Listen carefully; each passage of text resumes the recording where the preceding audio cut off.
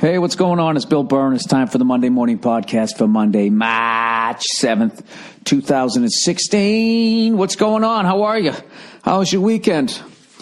Do you listen to The Weekend? I can't feel my face when I'm with you, but I like it. Oh, what are you doing, man? You fucking some chick on blow? You didn't do blow when you were with her. Now you're with her. Now you're doing blow. Oh, boy. I can't believe that shit came back. You know, I thought Coke was just done. You know, after all the people did what they did from my generation, you would think that the next generations would be like, you know what? Yeah, I'm going to stay away from that shit. Right? It's not how it works. One generation does it. Like my generation, we were like, wow, man, let's stay away from, hey, man, like, let's stay away from LSD and heroin because that's like a bad trip, man. And then we fucked with like Coke and crank, all of that shit, right? That ruined all of our fucking lives. And then the next generation was just like, yeah, man, fuck all that stuff. Let's fuck with crystal meth, right? So now this next wave is like, fuck crystal meth. You know, let's kick it old school. Let's go back to the Coke, right? You have an entire generation of people that not only can't feel their faces, but yeah, evidently they like it. Oh, God. Where do you go from there? Sorry, I'm trying to update my my musical tastes. I've decided that after fucking 40 years of listening to the same fucking 10 bands, you know, not 40, like 30. I mean, Jesus Christ, how many fucking times can you listen to it? I was like those, you remember those people walking in the circle in the jail at Midnight Express? Remember that when they were walking counterclockwise and then the dude who's going to escape, who had the drugs, you know, whose girlfriend put her titties up against the glass, he started walking around the other way. Remember that? Yeah, that's what I'm doing right now. I'm walking around the other way and every my generation is just going, what are you listening to this shit for? It's like, I don't know, how many times can you listen to, hey, mama said it way you move? I've been listening to that for fucking 30 years. I gotta pull myself out of the mud, man. I don't know. I just, I would like to listen to something new. So, the lovely Nia was watching all the performances from the Grammys last night. So I just started downloading everything that I was seeing, whether I liked it or not. I'm like, I'm just going to listen to this shit, you know? It's kind of like when I try to put a new hour of stand-up together where I'm just like, you know, this isn't a good idea, but I'm going to say it anyways because I can't say the other shit because that's coming out. So I just start throwing shit against the wall. So this morning I was listening to, I listened to a little bit of The Weeknd. Dude sounds just like Michael Jackson, right? I think he does. And who else did I download?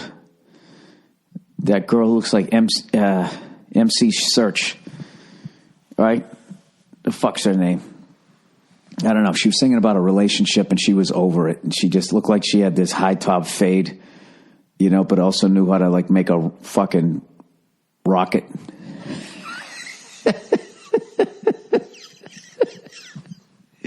She looked really smart, you know, yet like you wouldn't want to fuck with her. I don't know. She kind of had it all going on. It's like, is this a nerd? Is this a bully? Is this a rapper? Or is she a witch? But the band is fucking great. And so is she. I don't, you know, after all of that shit, I'm probably not going to say who the fuck it is, even if I figure it out, because I don't want to shit on people like that.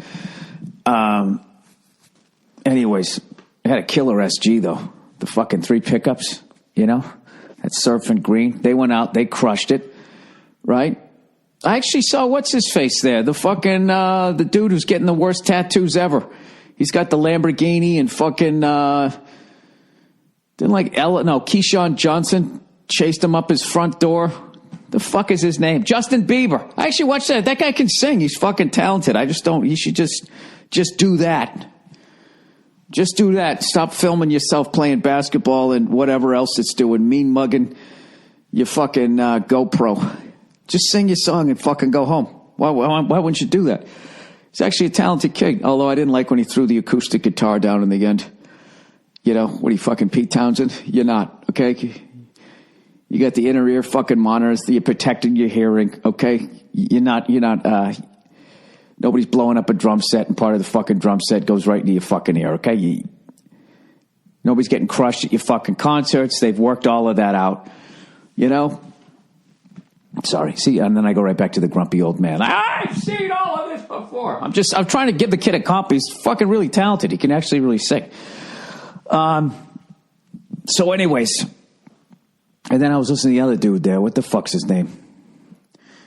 I for the life of me, I don't understand why I can't just download shit and then just find it. And every fucking time it goes back to the album thing. I like it when they just list the songs. I don't need to see the picture of the album. Every time this happens, I forget how to do it. Oh, okay, artists, songs. There we go. Oh, and speaking of which, on everybody was sending a bunch of, each week when I do the Thursday afternoon just before Friday, Monday morning podcast, you know, when we go into the greatest hits of the Monday morning podcast, there's always a little musical interlude. I do not pick that music. That's Andrew Themlis, and then he posts on the Twitter site what the name of the music is. So last week it was Snarky Puppy, okay? That's who the fuck it was. They post it every week. Just fucking look it up, all right? At the MM podcast or some shit. I forget I don't know what the Twitter account is. What am I going to follow myself? Anyways, plowing ahead. So Friday night, oh, Freckles! I took a night off from stand-up, all right? Friday, that's a big night to take a night off. That's like not showing up to Thanksgiving, you know, if you like to eat, you know? So I went down to the Wiltern Theater and with Andrew, and I saw Mute Math, and they were fucking unbelievable. I tweeted, I cannot overstate how great a fucking show that was, and I wish I remember the name of the opening band, too. They were all so great, but what just killed me was I've never been to a show like that, like whatever that style of music is. I don't even know what the style of music is, but just going from, you know, the shit I've been listening to for 30 years straight. Welcome to the jungle! Right? You're walking in bars, driving in cars. Right? I listen to the same 90 songs for 30 fucking years in a row. Never wanted to be that guy. So just going to seeing those bands, just how they use guitar, where it's more used for like mood. But when I was growing up, like the guitar was like the dick that got thrown on the table, right? Just slapped you right in the face with it. There was always the lead singer, and then you had the guitar god. And then the fucking dude playing rhythm guitar who was not appreciated until at least 25 years into that band's career, you know?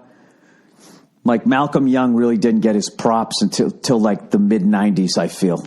Brad Whitford, same fucking thing. You know, Ronnie Wood, all of these guys just playing rhythm guitar, holding the whole fucking thing together, right? And they don't get shit for the longest fucking time. But Jesus Christ, Mute Math live, man, they're fucking unreal. So, by the way, they're playing Portland, Oregon tonight.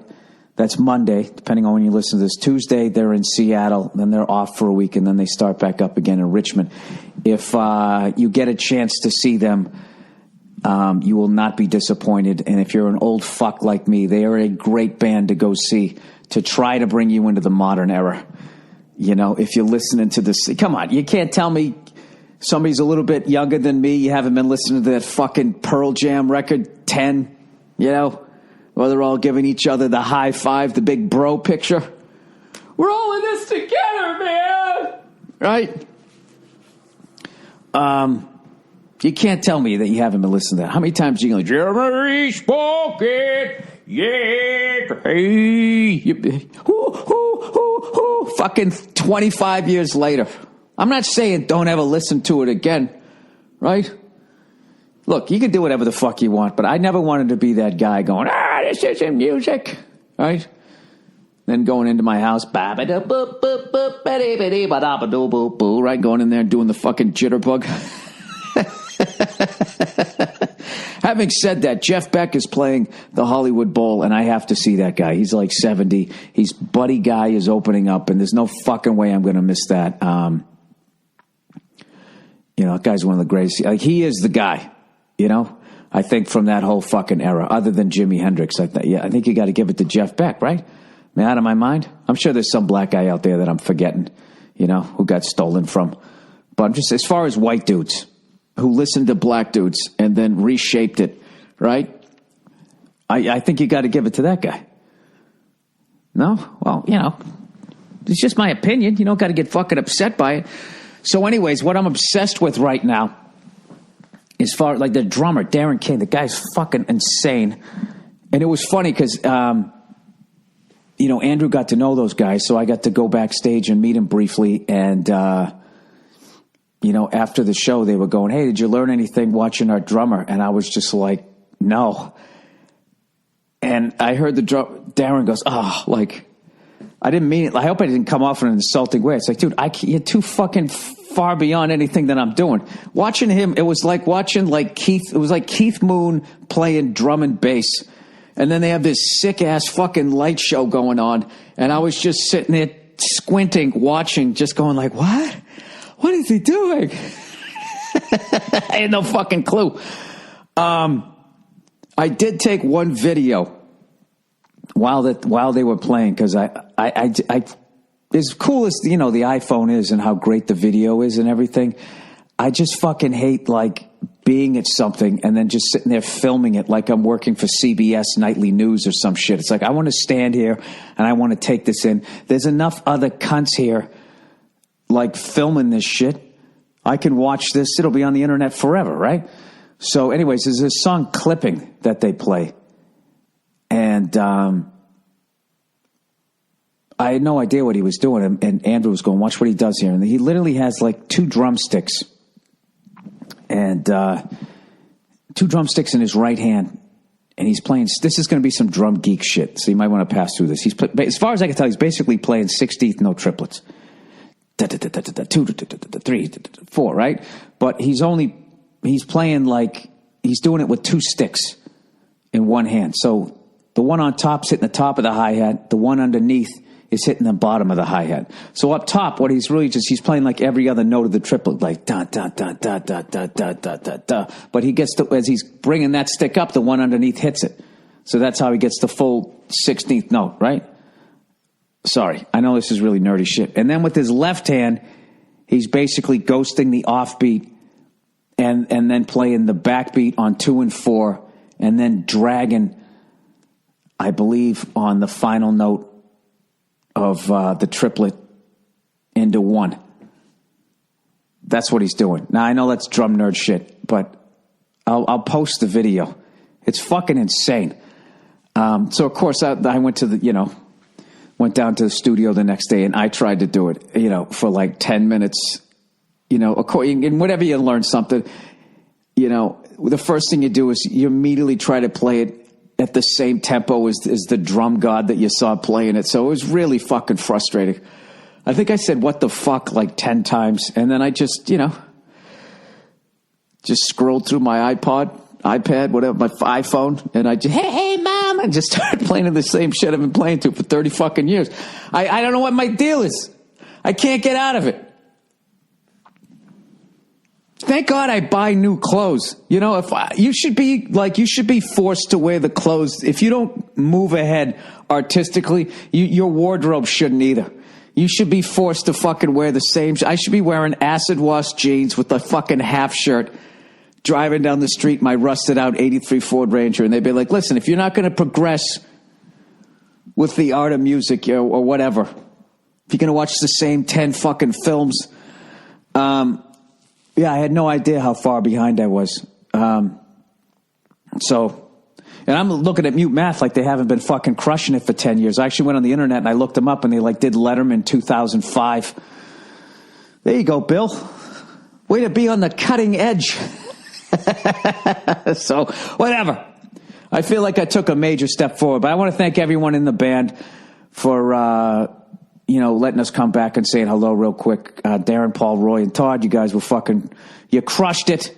And thank you to Andrew for taking me down there and pointing out what the fuck was going on so I could, so the old man could figure it out. But I will definitely see those guys whenever I'm in a city that they're in and I'm able to do it. It was that good of a fucking show. And like I said, they're in Portland, then Seattle, and they got a week off, then they're in Richmond. So definitely check it out. Anyways, plowing ahead here.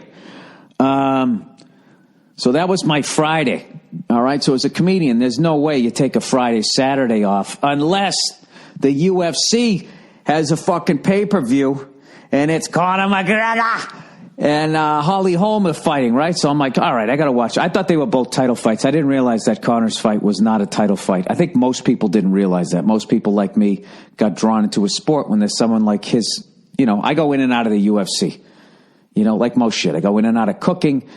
I go in and out of being a good comedian. I'm in and out, right? I'm a fucking Gemini. I'm into it. Go fuck yourself. Hey, remember that shit? And then I come back, right? Except with my music. I just held on to it for just a little too, you can't always get what you want. What am I talking about? Anyway, so we have a bunch of people over, right? We go out. I go to the grocery store. I get some booze.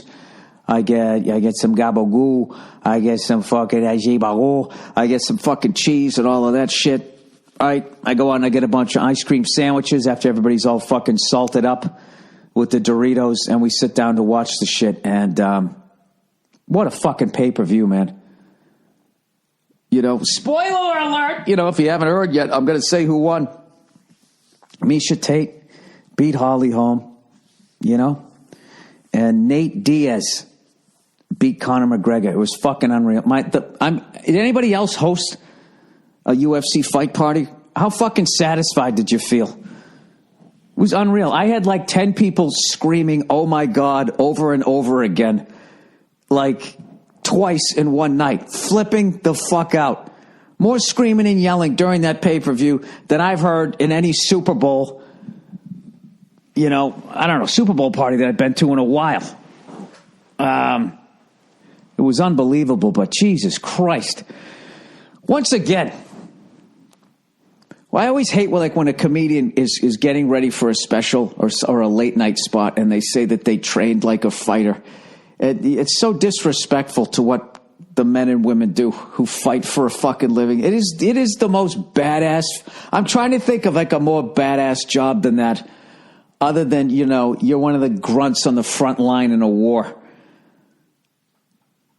I mean, your fucking job is you just train. You're training to beat the fuck out of somebody who's training to beat the fuck out of you. And you both are professionals. You do it for a living. A whole crowd of people shows up. You ever have a fight after school and like 10 people showed up? It was fucking nerve-wracking. Fight. This guy's walking to a fucking arena. Shirtless, just walking down there, and they got to stare down some fucking maniac. I love when they're on the ground, right? And they're just taking fucking elbows, and they have the presence of mind to look over at the clock. Like, how much more of this shit? Another minute 38 of forearms to my fucking forehead. I don't know how they take it. So, unbelievable fight. I didn't realize that Conor had gone up in 2 weight classes. Like I said, I'm a very novice fan of this stuff. But Jesus Christ. Fucking Nate Diaz sitting there. His whole face is all bloody. And he says, yeah, I got this. I've taken your worst shots. You can't knock me out. That's just scar tissue. I've bled before. I don't know. I don't know how the fuck you do that. He was bleeding so much, it looked like both of them were bleeding to death. Because once he got up against McGregor, it was all over both of them. I don't know. I really don't have anything to say other than I was blown away by both fucking fights. And, as hard as it is was to watch Conor lose, because, the guy's a fucking superstar. Talking shit and then backing it up. It was, watching Nate do his... choking him fucking. It was fucking unreal. I don't know enough about the sport to talk about it intelligently, but I will say this. I hate when someone like Conor loses and then everybody, yeah, you fucking pussy, say all that shit on the internet, go on Twitter and start trashing the guy. I want to talk to people right now. If you're one of those people that do, how do you How do you do something like that and like look yourself in the mirror when you go to brush your teeth that night, knowing you haven't had a fight since like the 7th grade? The fuck is wrong with you? And you talked all that fucking shit. That's what made it great. Selling the fight. I don't know. How great was that fucking line? You just choked out Conor McGregor. How does it feel? He grabs the mic, goes, I'm not surprised, motherfuckers. I don't know about you guys, but that's one of the fucking coolest things I've ever seen. To fucking choke out someone as good as McGregor and then stand up all fucking bloody and just walk around flexing, not even wiping the blood off, not concerned about how fucked up your face is. You don't give a fuck, right? Whatever. Jesus Christ. The second I got a little scratch, I would have just... Oh my God, am I bleeding? Get him off me.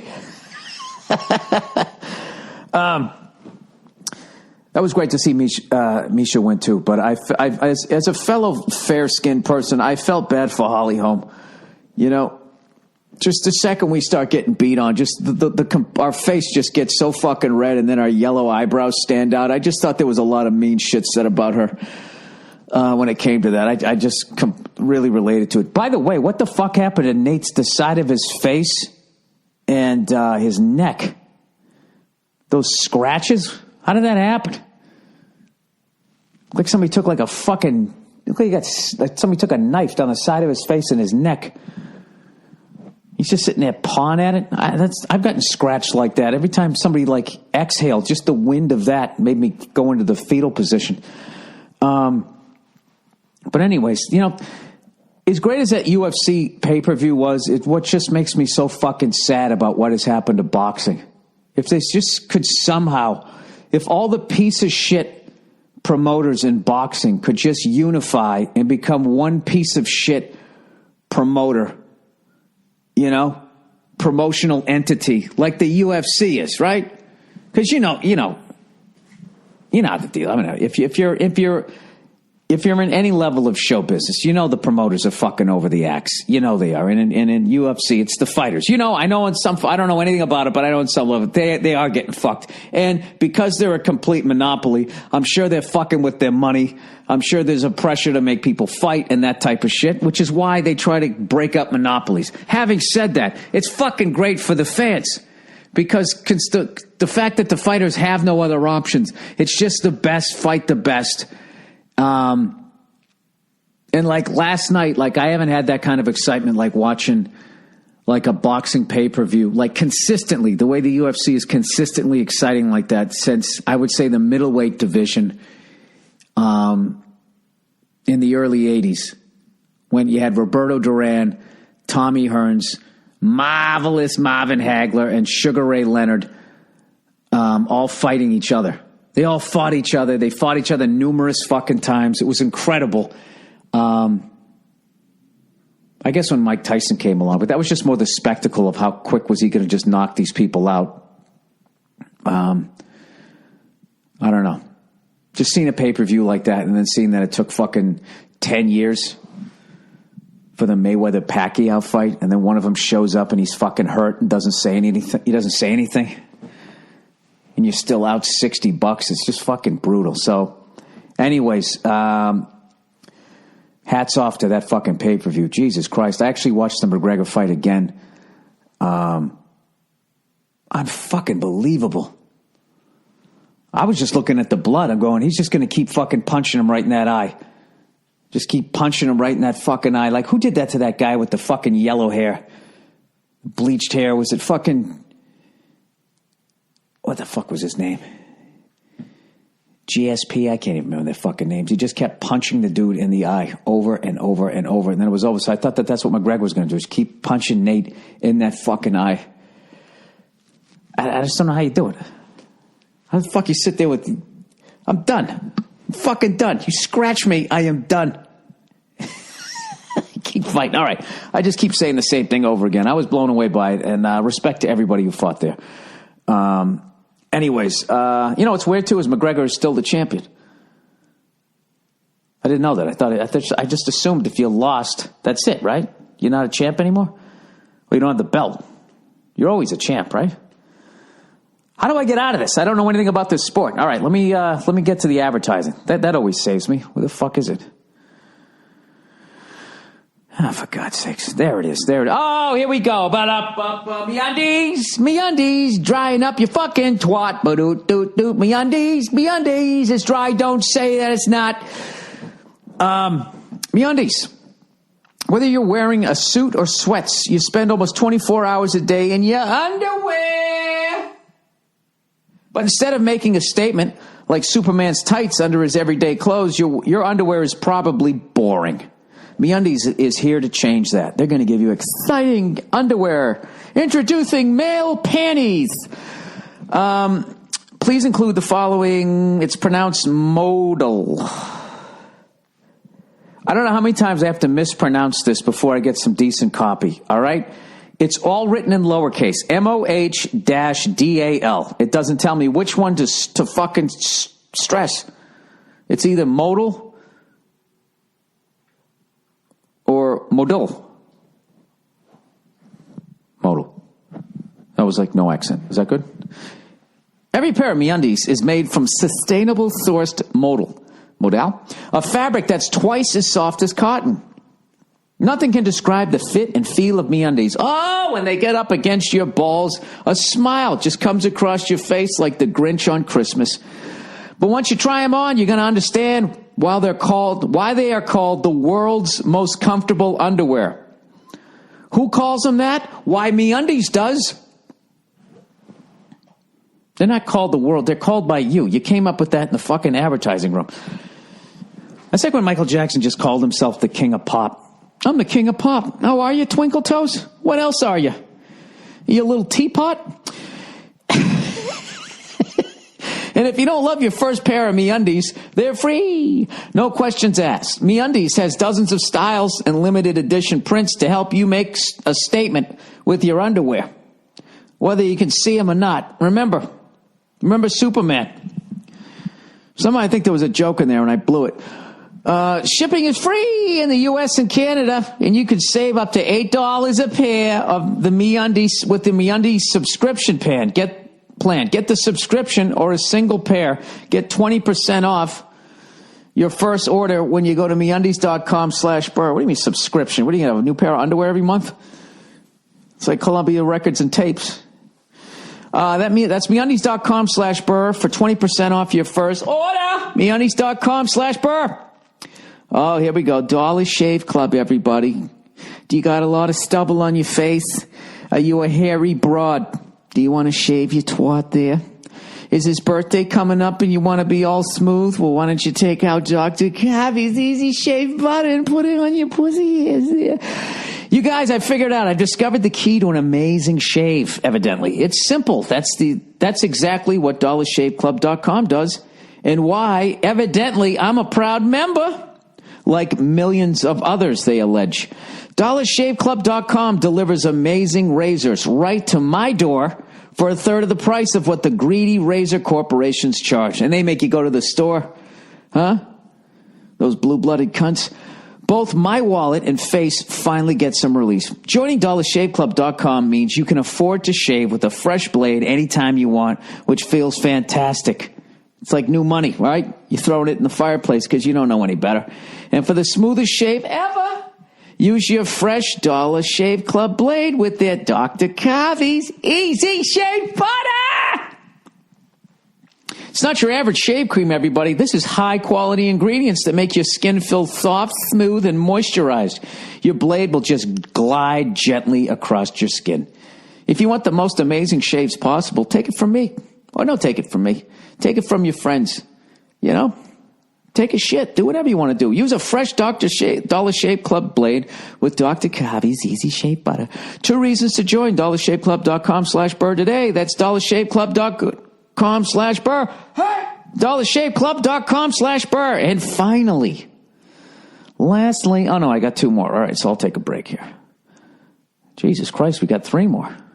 Well, we got to get over the hump here, right? MVMT Watches. Movement Watches was started by Michael Tango. You know what that reminds me of? Is that new Tina Fey movie Whiskey Tango Foxtrot. Is that not the worst advertised movie you've ever fucking seen? It just says Whiskey Tango Foxtrot. She's standing there squinting into the sun holding a notepad and there's something on fire behind her. That's it. That's all I get. You know, you can't hook her up with a little fucking description. I don't know. Maybe I'm old. Maybe that's the way the kids like it. They don't want what it is. What's it called? A slug line or some shit? I don't know. It's right next to another fucking billboard, and there's like three Japanese looking dudes holding Shogun warrior swords, and I know what that's about. I know roughly where it takes place. You can't just squint into the sun holding a notepad, you know? It's like, is she in Arizona? Is her RV on fire in the Grand Canyon? Is she in Iraq? I don't know. Maybe that's what they're supposed to do. Like, I'm supposed to pique my interest and I'm supposed to go on the internet. But if you're someone like me who doesn't know how to look up shit, you know, or starts to look something up and sees a picture of something else and then clicks on that, and then 2 hours later goes, wait a minute, wasn't I going to look something up and you can't fucking remember what it was? I'm just saying. I think she earned a little more respect than that, right?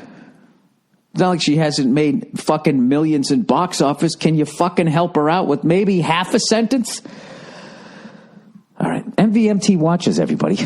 Movement watches was started by 2 college dropouts with the idea to make quality watches that don't break the bank.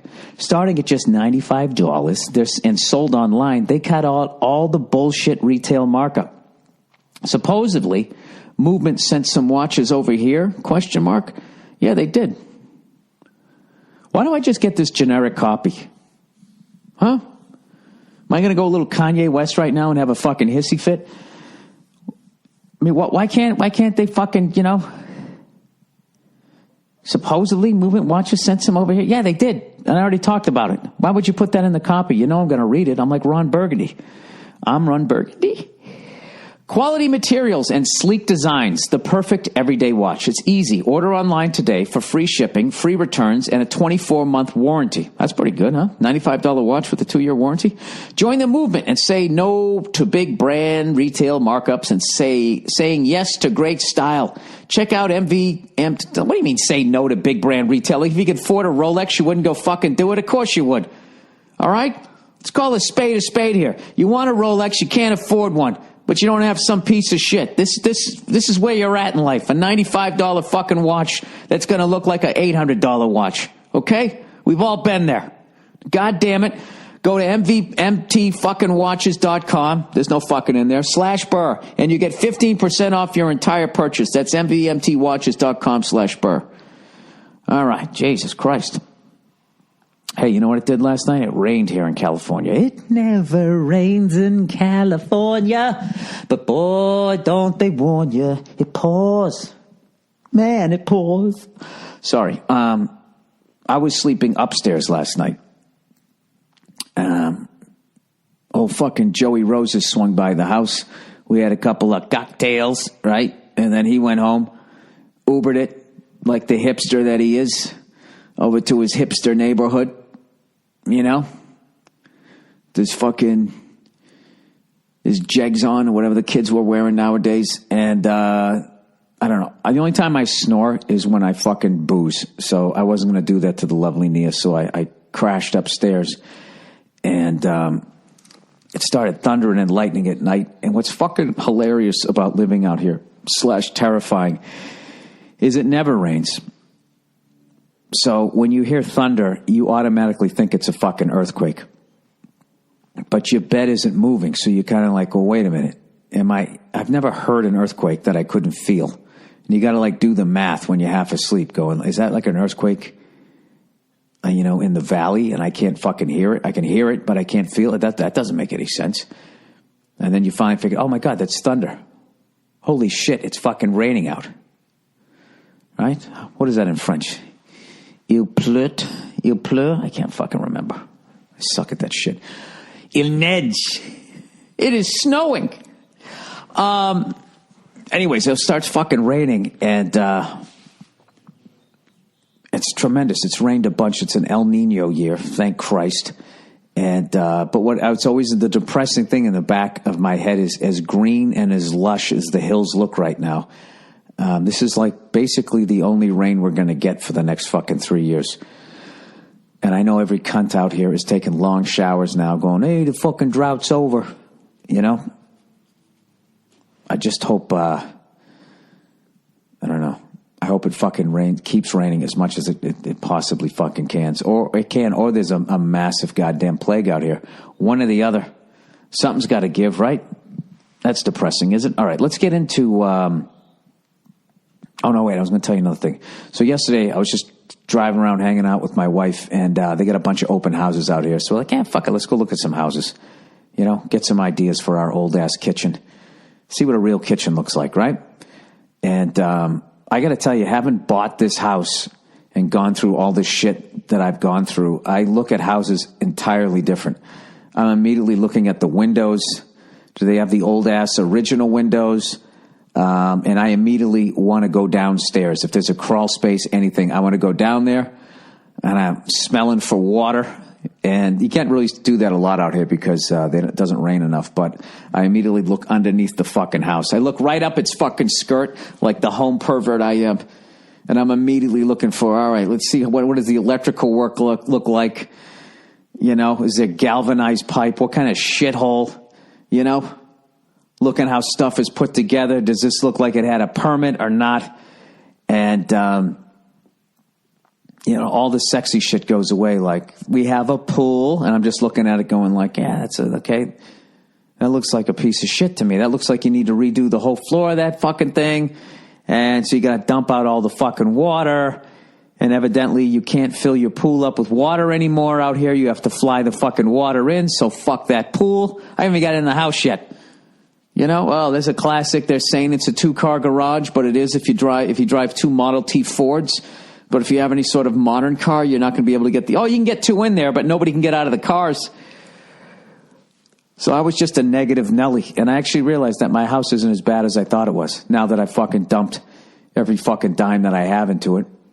No, it made me feel good. I was just walking in the kitchen. I'm like, there's no prep space here. All this disco shit, I don't see any place where I could fucking slice an English muffin. You know what? Fuck this kitchen. Fuck the pool. Fuck the kitchen. And fuck this galvanized pipe. Oh, look at this. Oh, wow, rugs in every room. Yeah, take your shoes off. Why is that? Yeah, because the floors haven't been refinished in fucking 80 years. Fuck these floors. Let's go upstairs. Oh, great. Oh, I see. This used to be an attic. Oh, yeah? You calling that an office? Yeah. I like how you're showing it during the wintertime because I know what happens in the summertime. It fucking heats up here, right? You could grow a fucking goddamn bushel of fucking marijuana up here every fucking 3 hours. Fuck this office, right? You want to sign up on our mailing list? No, I don't. Because you're selling piece of shit houses. And then that's it. I walked. And I was done. And of course, I upset my wife because all I did was just... Sorry, I accidentally just shut off the fucking recorder. I upset my wife because, you know, she's like, I thought we could just have fun. I don't understand why you have to go in the house and be rude to the real estate people. It's like, I don't like those people. You know, because they encourage you to sell your house, you know, air quote, for a fucking profit. So then you can buy back into the same market and then... Everything you just made on your house, you got to spend again just to get the same fucking house. I actually said that to the guy. I think that's what made my wife mad. And I go, yeah, the only people making money out here are you and the banks. And the guy's like, well, you know, that's not necessarily true. Yeah, do the math. Tell me how that works. Can we get you on the mailing list? All right, let's read some fucking questions here. Questions here for the goddamn week. Qu'est-ce que c'est? Qu'est-ce que c'est, mon? Something, right? What does? I don't fucking know. Qu'est-ce que tel? I'm just never going to get it. You know what? There's no reason for me to speak it. All right, let's plow ahead here. All right. The March 3rd podcast. Fucking brilliant podcast yesterday, March 3rd, 2016. Thank you. One of the very best, and I've heard hundreds of your podcasts. Nobody drowns in their own vomit anymore. Great brain, dude. Thank you. Greg and Hamburger, let me know if you're coming over here. Well, that's not a fucking question. That's just you don't compliment. There's questions. That's it. Well, thank you. I'm going to be doing Germany, hopefully towards the end of the year. I'm definitely getting over there. All right. Okay. Guy who invented email died. He said Uncle Freddie died. Uncle Freddie. Hey, Bill, I'm sending you an email about the guy who invented email dying today. This is my way of honoring what he did. I imagine he'll get very little press because Nancy Just Say No Reagan died this weekend too. Here's an excerpt from an article about him. Internet Hall of Famer Ray Tomlinson has died. Tomlinson was the man who basically invented email as we know it today, including making the choice to use the @ sign in an email address. He was 74 years old. Tomlinson, I think I said his name wrong the first time. Tomlinson invented email, a system where a user on one network could send a message to someone on another network in 1971. Oh, they left some of it out of there. Tomlinson invented a network. I'm going to read it the way I see it. Tomlinson, however I feel like reading it. Tomlinson invented email, a system where a user on one network could send a message to someone on another network, while the government, advertisers, and hackers could all read your private information. This was invented in 1971. Had Tomlinson had any idea what people were going to do with his invention, would he have made it? Would he have invented it? And the answer is, of course he would have. How else was he going to get some pussy? All right? This was his slug line. Hey, can you meet my fucking friend Tomlinson over here? I don't want to meet him. Hey, he invented email. Oh my God. Hey, you. Can I touch your pee-pee? That's actually really interesting. There's Internet Hall of Famers? Now I have to look that up. Who's in the Internet Hall of Fame? Jesus Christ. I want to see images too. I want to see what the fuck these people look like. Internet Hall of Fame. Here we go. Come on, man. Internet Hall of Fame homepage. Holy shit. 2014 Hall of Fame inductees. I didn't know this. This is fucking awesome. Internet Hall of Fame. Paul Vixie, Internet Piracy. Well, let me see the list. Inductees. All right, here we go. Here's a list of who isn't. All right, here's some of the pioneers. Look at these fucking eggheads. Jesus Christ. Wow. Oh my God. If I could do a fucking screenshot of this, I got to put the link up here. My God. What is it about being super smart and just, I guess everybody gets one gift. I'll tell these people this is a rough one, you know. There's a lot of fucking lonely prom nights on this page. All right, Douglas Engelbart, and he's as good looking as that fucking name. Oh, he looks like a sweet old man. Let's see what this guy, Dougie. Jesus Christ, he's got the old man face. In 1963, Dr. Engelbart founded the Augmentation Research Center Lab at SR. Yes, how do you tell a woman that that's your dream and she's not going to glaze over? Try doing that while that fucking, I can feel my face when I'm with you. I said I want to start the Augmentation Research Center Lab. Where are you going? Where he pioneered a system for augmenting human intellect, in which workers sitting at display workstations could collaborate on solutions to humanity's problems through a vast online information space. Did it matter that no one ever fucking uses it? Look at this guy. He fucking, see, this is what these guys are all these men and women, their heart's in the right fucking place, and then these fucking lunatics in these corporations, these sociopaths, get their fucking manicured fingers on these things. All right, Susan Estrada. You could tell she was a looker back in the day. God, I bet all these guys fucking jerked off to her, huh? When she came around the fucking augmentation lab. Is Susan here yet? This is probably the woman why This woman here was probably the inspiration for the fucking virtual reality sex suit that they're trying to work on. Estrada founded CERF SurfNet, one of the original regional IP networks, in 1988. SurfNet served the academic and commercial communities in California. I still don't even know what it is. As an executive director, she took the initial National Science Foundation funding, $2.8 million, and grew the network from 25 sites to hundreds of sites. I don't know what it does. All right, let's look at this. Dennis Jennings. This guy looks like a fucking NFL ref from 1958.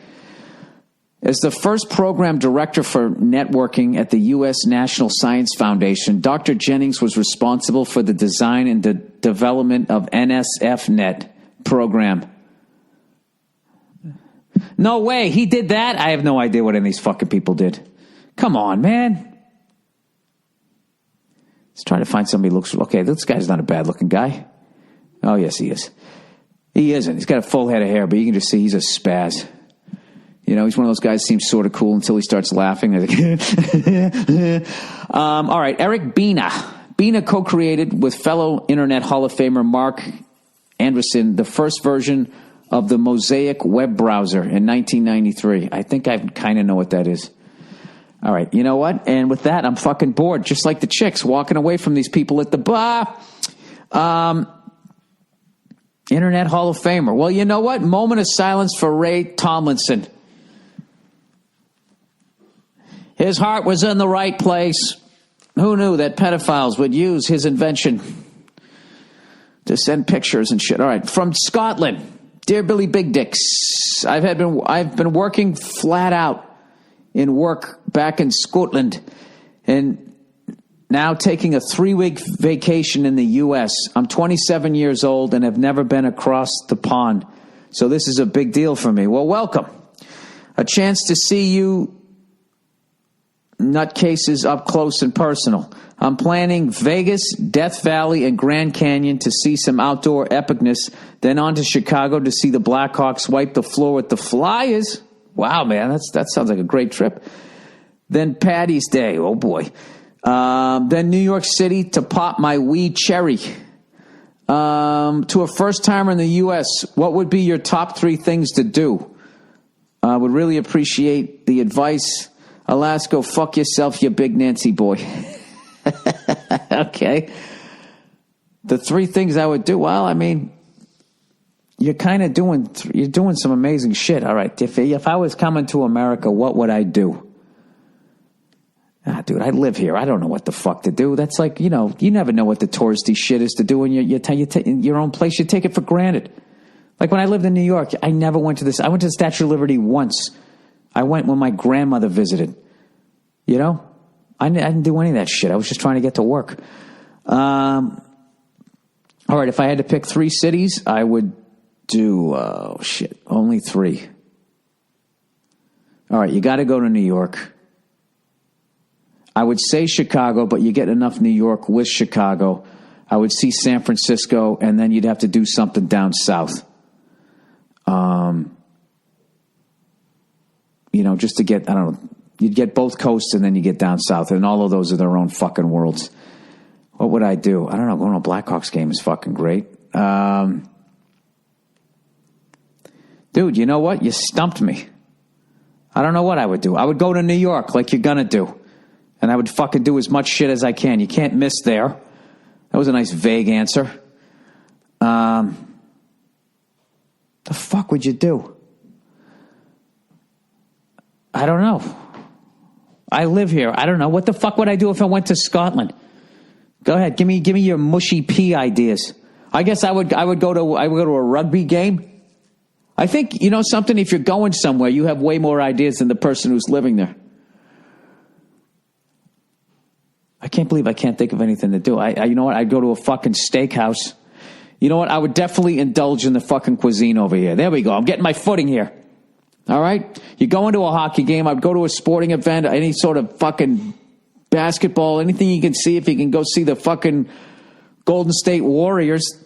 They're one of the best regular season records of all time. If you can take in a fucking show, go see Mute Math, for fuck's sakes. I don't know what I would do. Dude, I'd go down south, right? I'd go to a fucking gun range. Do something like that. This is what you want to do. You want to do some metropolitan shit. You want to do some sports shit. And then you got to do some backwoods shit. That's what I would do. You know, go find somebody drinking some moonshine out of a fucking jar, a mason jar. And then, you know, have him fucking smoke a goddamn pork shoulder and go out and shoot his guns. There you go. Ride some four-wheelers, you know.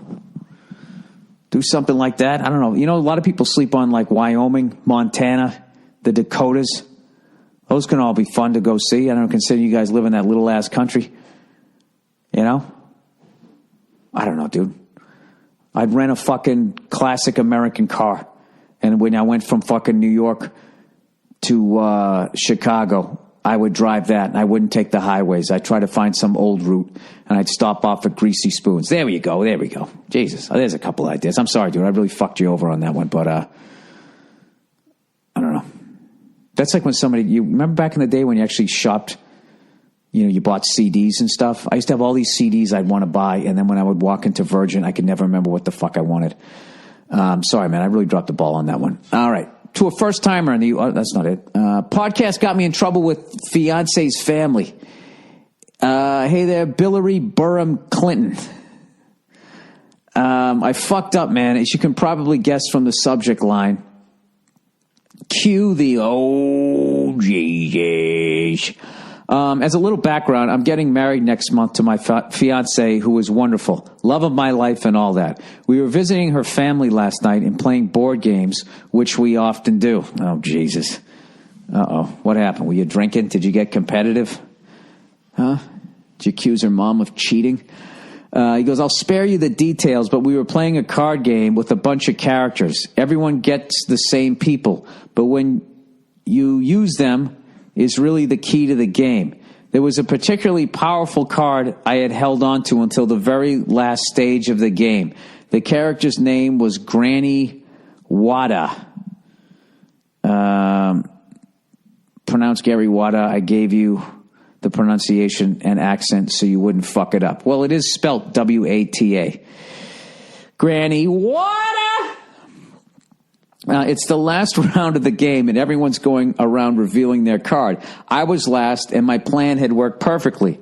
As I went to reveal it, my inner Bill Burr took over, and I really got excited. I flipped it over. Oh, you did it! He goes, oh, no. Oh, no, he goes, I said, it's Granny fucking Water! Dude, you dropped the F-bomb? Oh, my God, I wish I had podcast T-shirts. I'd send one to you. No, you didn't. He goes, silence followed as it echoed through the house. My fiance's family were stunned. They're not super uptight people, but people just don't throw fucks around during a board game, you know? From there, it only got worse. My fiance has listened to your podcast, so she knows I was imitating you. She tried to stammer out an explanation. Oh, no, she had to explain away your behavior? Oh, dude. He goes, but it didn't really do anything. I also tried to apologize sheepishly. Then on top of that, that move gave me enough points to win the game over everyone. So I had to awkwardly mark my score, which made me the winner. Wow, dude. Oh, and you're getting married next month, so the fucking taste of this is still going to be in their mouth. He goes, we left almost immediately after, and of course I got yelled at all the way home. I knew I deserved it, so I didn't even put up much of a fight. That's your first good move in this story. Oh, wow. He goes, my question is, do I try and go out of my way to remedy the situation, or do I just hope everyone forgets about it and moves on? We're getting married in 6 weeks, so it's not like I can avoid them for very long. I'm pissed because I fucking crushed the impression, too. Thanks, and go fuck yourself. Sorry for the Hillary Clinton reference in the opener. I think she's a cunt, too. I don't think she's a cunt. I just don't think she's an honest person. And I don't think just because of the fact that we've never had a woman president that that's reason enough to elect someone as dishonest and as phony as her. Anyways, dude, you know what? I would actually, without your wife, I would just drive over there and just say, listen, I got to apologize. I listened to this podcast. I'm a big fan of the guy. I was making a joke, and in the moment, I didn't realize that you guys didn't listen to the podcast. If you want, and just cue up a clip where you have it, which might be a bad thing to do, but like, just have me like saying something else. Dr. Coffee's Easy Shave Butter. But then you might be fucked because I don't say fuck. Just tell him you're really embarrassed or whatever. I think if you went over there by yourself, I think, especially her dad, because I think that's the big one there. I think there's something extra when it's, it's always extra. When you're getting married, like, if you're a guy, the dad's going to be looking at you twice as hard.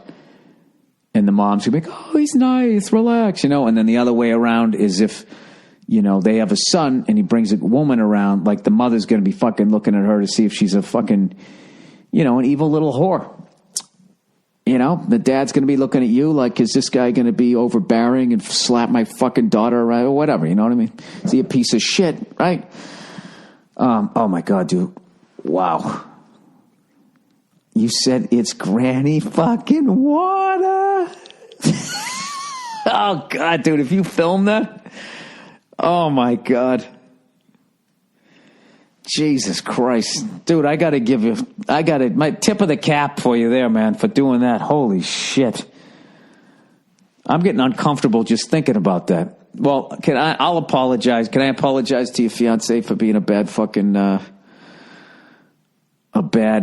influence? Hey, you know what? Play this to your future in-laws.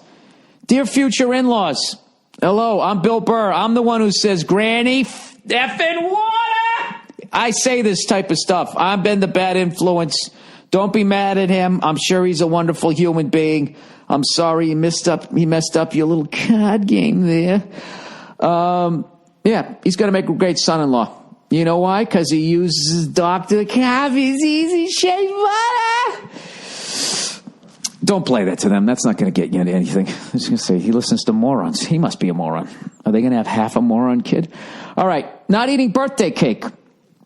Huge fan of the podcast as a 27-year-old who works in a stereotypical white-collar suburban office. I thoroughly enjoy listening to your bi-weekly rants at my desk. Wonderful, man. Speaking of which, I work in the corporate offices of a sales and distribution company that has about 50 employees, but only about 15 people work in my specific office location, which means that about once every motherfucking month, we gather in the big conference room and do the cliche, awkward office happy birthday song. Oh, no. With candles and cake routine and all of that.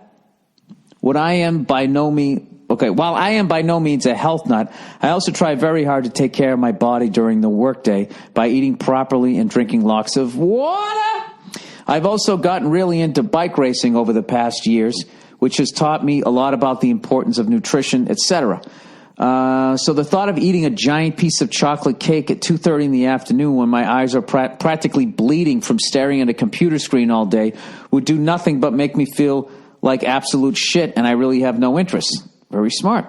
This is why, for the past couple of years, I've politely turned down every piece of birthday cake that has been offered to me at these aforementioned ceremonies. Unfortunately, I am the only one of my coworkers, most of whom are women, who has adopted this no-cake philosophy. So every single time I stick out like a sore thumb after I decline the piece that is passed to me, at which point I have to deal with this wave of passive aggression from these ladies regarding my decision to abstain from this sacred ritual.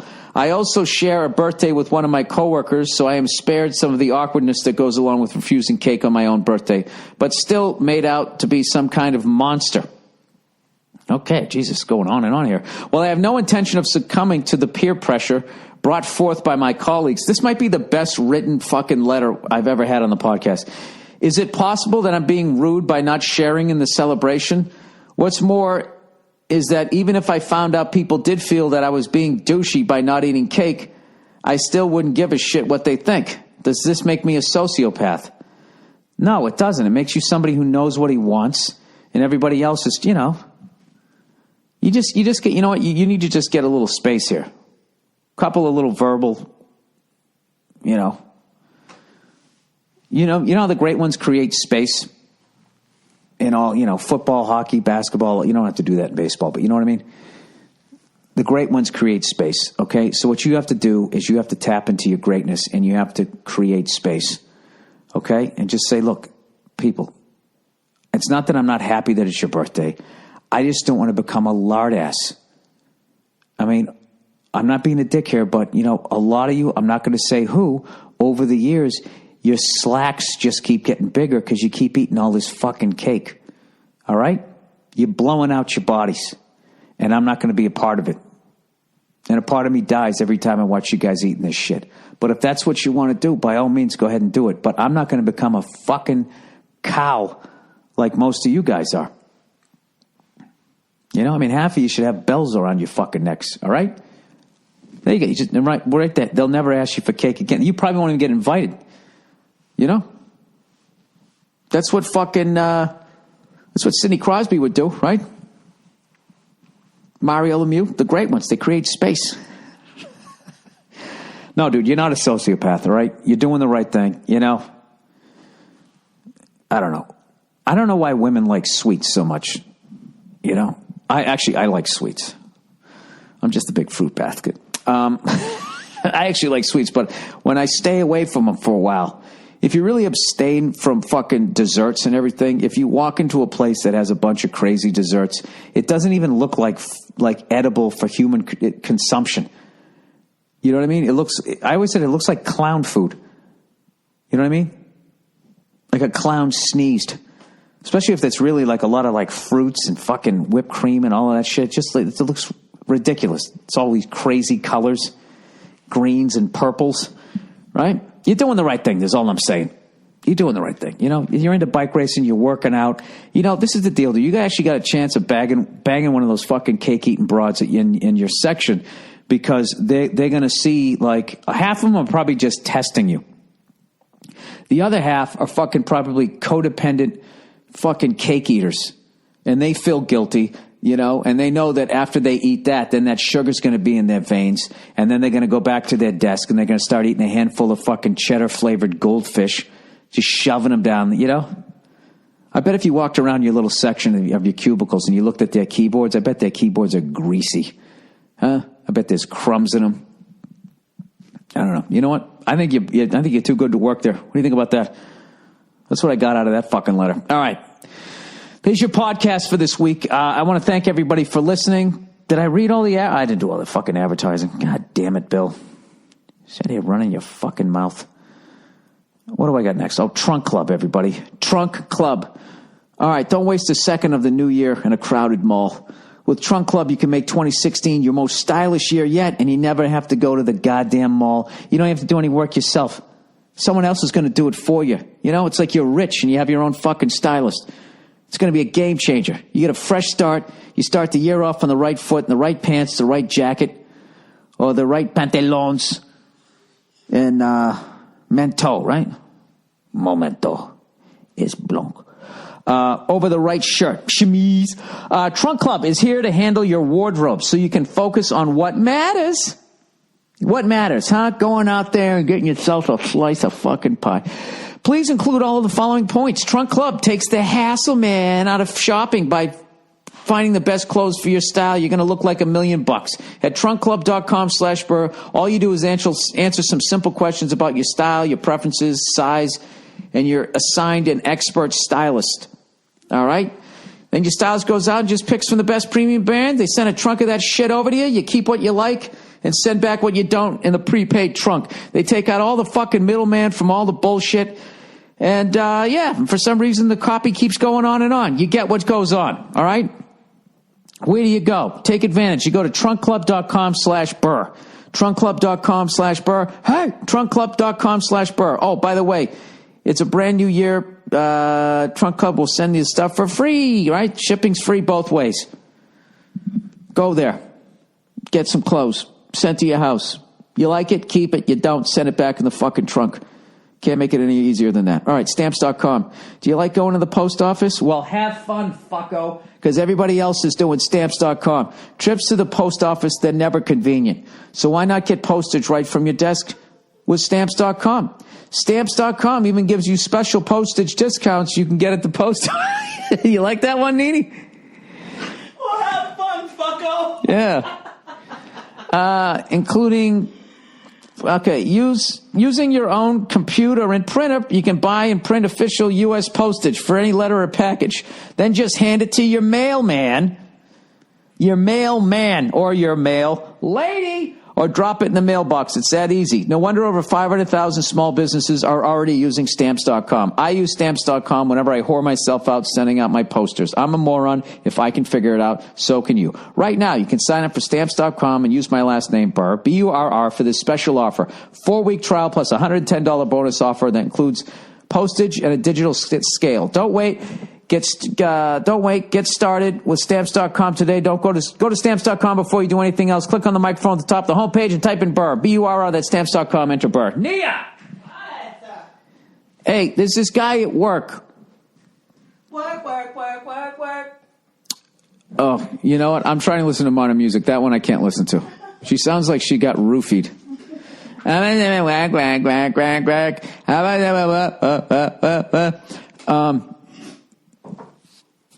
She's one of those people you have to watch her doing the song because she's so beautiful. You're like, all right, I can deal with this. But when it's just her voice, like you'd break up with her over the phone.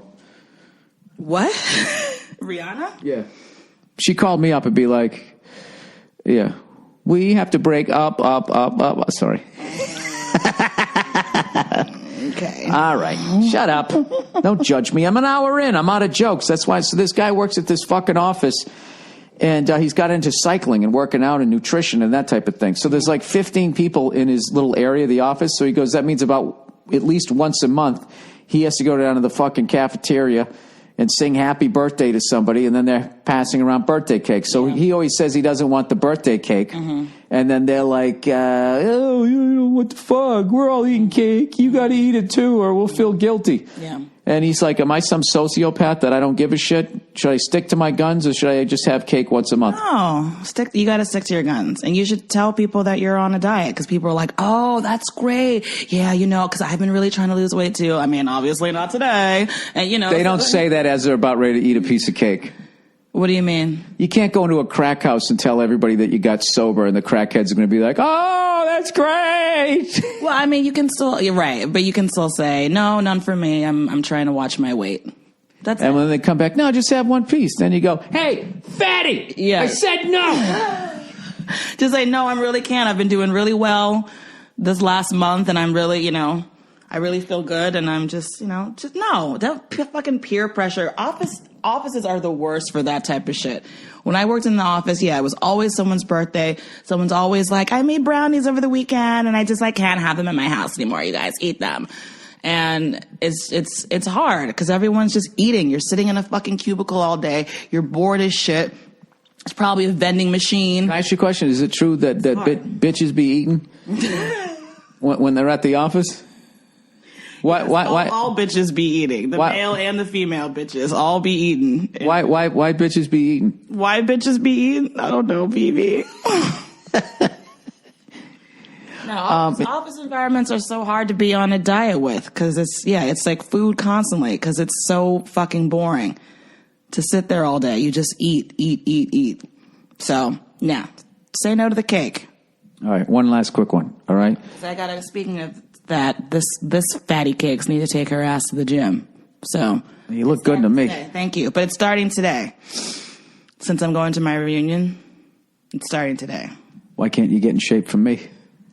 I mean, yeah. Why are you, first of all, don't try to like hijack my health goals. It's not about you, okay? It's about me. I had your head spinning there for a second. All right. You really did. How do I help this guy out? Help this guy out. All right. Sorry, we're sort of backtracking here in the podcast. All right. I'm just going to paraphrase this.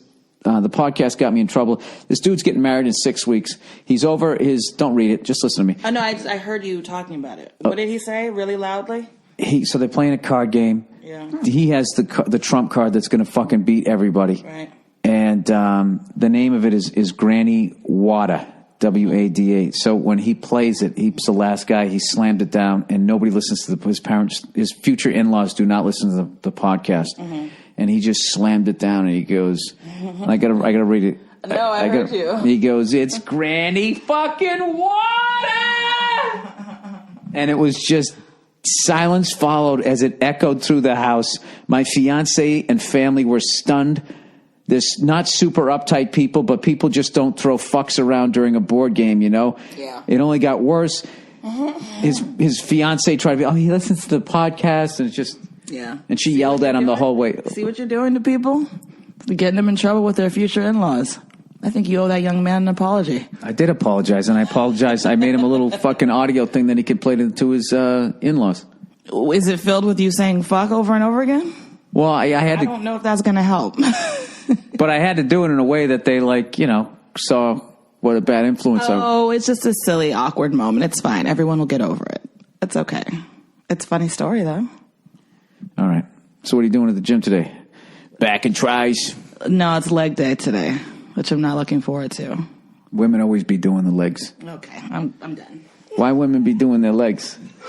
Shit. Oh, for fuck's sakes. Jesus, you spilt the... Do not leave glasses of water on the floor. I tell you this all the fucking time. You're always leaving glasses of water on the floor, and this is what happens. How many times a week do you knock over a glass of water because you put it on the floor? How many times? Are you done? How many times? Are you done? Yes, I'm done. Can you say sorry for spilling the water on here? I'm sorry for spilling your water, but also... No, there's no buts. There's no buts in a sorry. You're either sorry or you're not. I'm sorry I spilled the water. Woo! That's the podcast, everybody. I'll see you on Thursday.